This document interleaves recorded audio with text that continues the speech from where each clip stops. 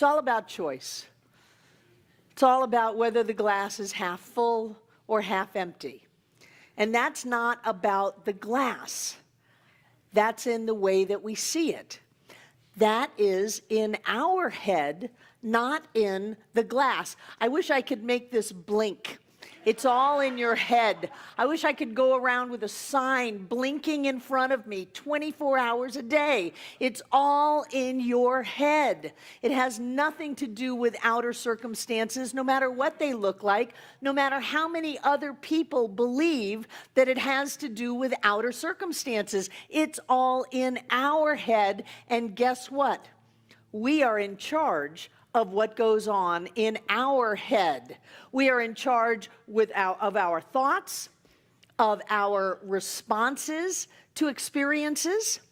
We are in charge of what we make something mean. It only means what you're making it mean. Doesn't really mean anything in and of itself. It's a neutral. It only means what you're making it mean, and that's what's going on inside of your head. Well, Barbara, you don't know how insulted I was. That's in your head. It doesn't matter what happened on the outside. You took that experience and you got insulted. You got your panties all in an upwad about it. You decided to have an emotional reaction about it. You talked yourself into, actually, if you want to know what really you're doing, you're running a drug lab in your body. You're like a meth kingpin.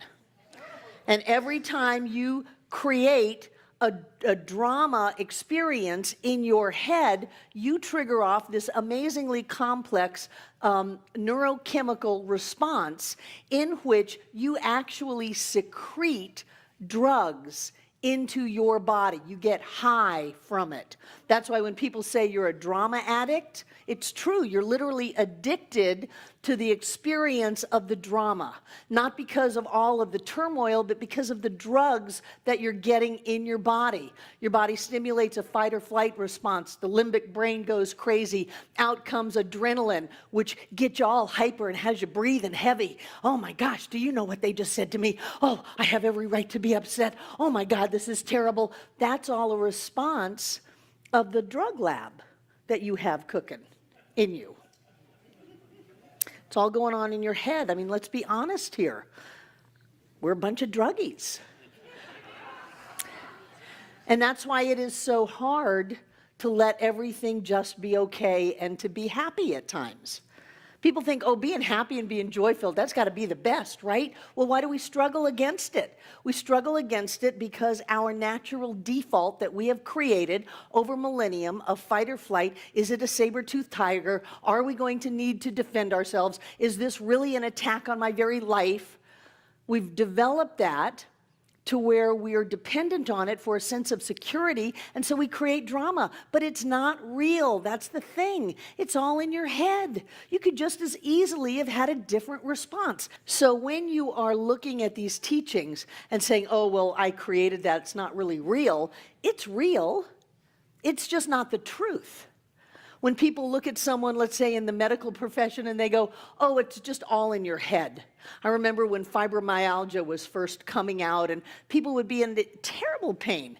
And the doctors would just say, oh, it's all in your head. There's nothing that a test will show, because they didn't have a test for it. And so they would say, it's just all in your head. And it was discounting it as if the experience wasn't real. The experience is real, and it's all in our head. If it's all in our head, then we can change it by what we're thinking about, by what we're focusing about, by what we're believing, by the choices that we are making in life. We can change that because we are the masters of our fate. We are the captains of our ship. We get to create the life of our dreams, but we have to be the causal point for that life, meaning that life comes from the inside out. People think it's all about the outside. Well, the doctor said, well, this test said, well, the experience was that I was late. You're never late. Unless it's prac class. You're always in your perfect and right place. You're always in your perfect and right place doing exactly what you're supposed to be doing at the moment you're supposed to be doing it.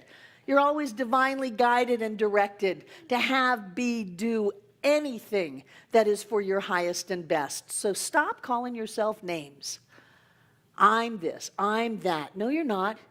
You are God in form. You are the creative power of the entire universe as you. Everything in your life is a reflection of what you first thought, consciously or subconsciously. I'll give you that.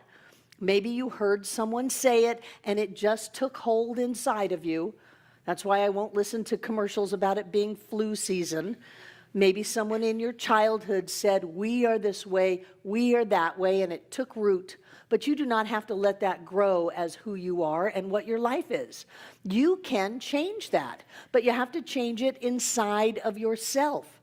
You have to change it by being mindful of who you are and what you think and what you say and what you believe and what is this, what am I making this mean? It's such a powerful question.